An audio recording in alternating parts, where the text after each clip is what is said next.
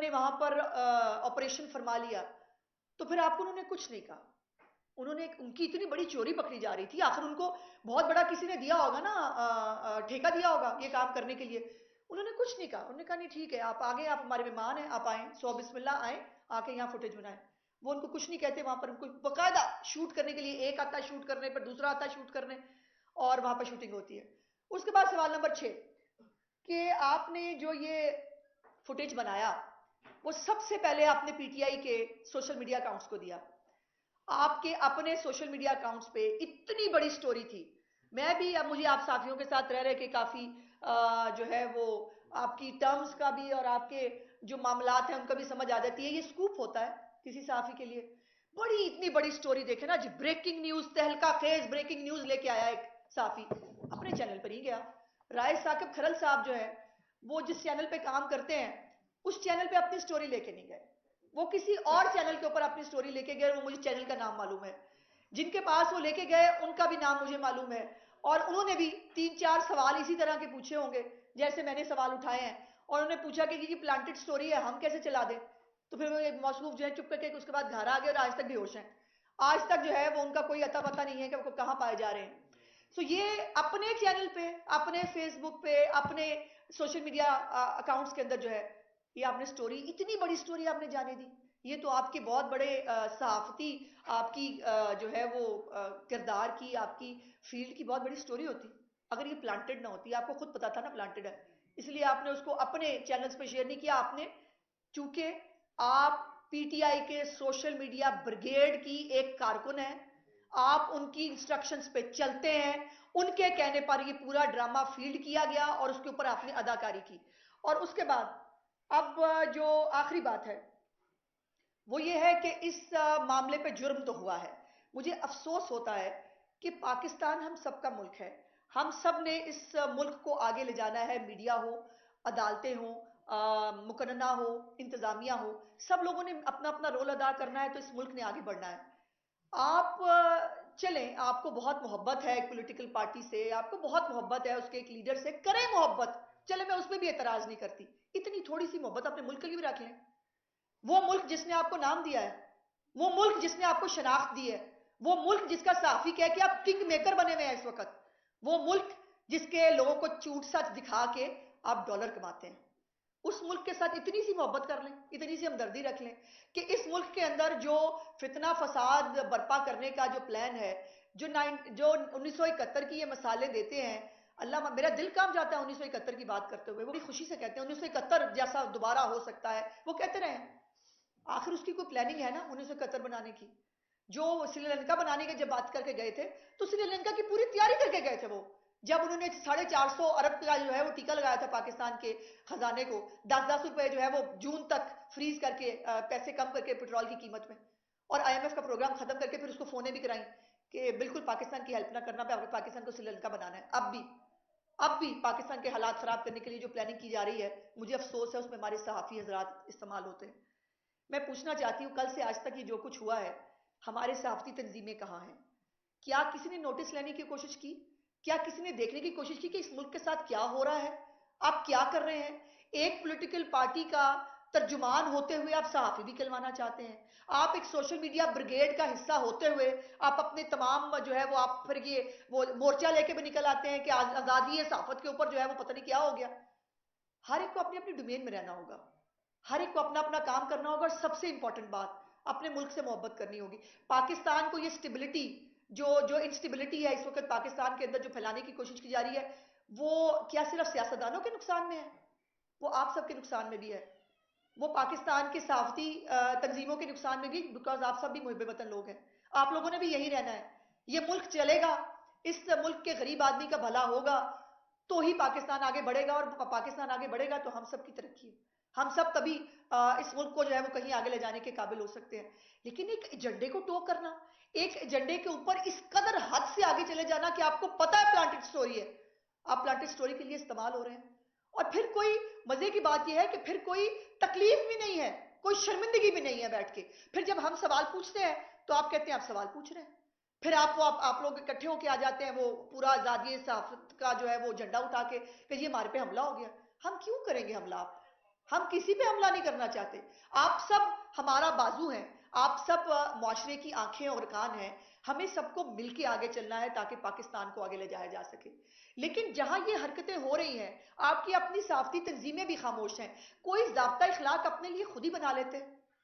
हुकूमत बनाए तो आप कहते हैं ये जो है स्कैंडलाइज कर रहे हैं, ये जो है ये आप जो जब्त कर रहे हैं आज़ादी सहाफत के ऊपर जो है वो जद लग गई है। लेकिन आप खुद भी कुछ करना नहीं चाहते।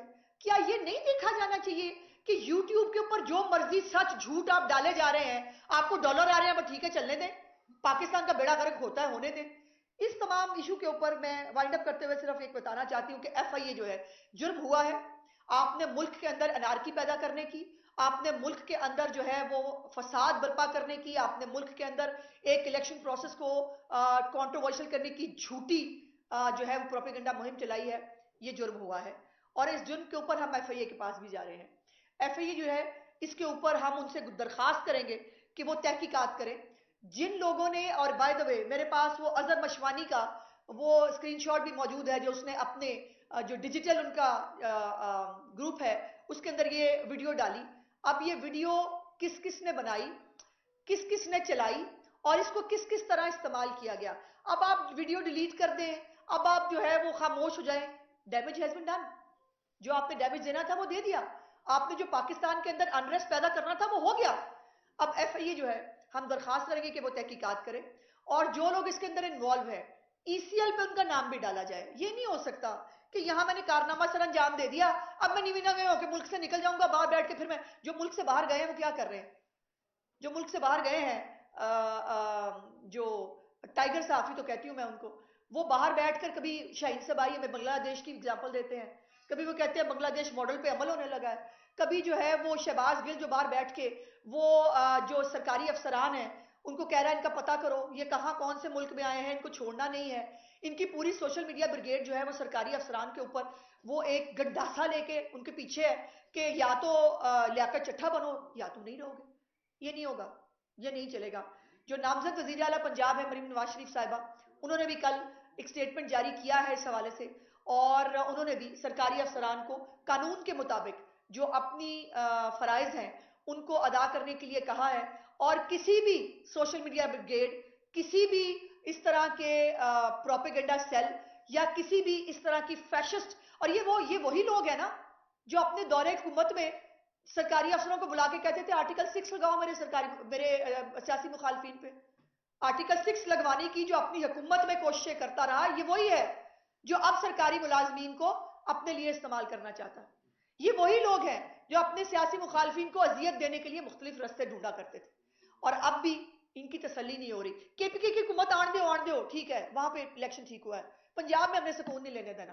पंजाब को जो है वो हमने, लेकिन मैं एक बात बड़ी कैटेगोरिकली बताना चाहती हूँ कि हम किसी सियासी हमारा कोई किसी सियासी मुखालिफ के साथ किसी भी किस्म के सियासी इंतकाम का कोई प्रोग्राम नहीं। मुस्लिम लीग नून ने कभी किसी के साथ सियासी इंतकाम नहीं लिया।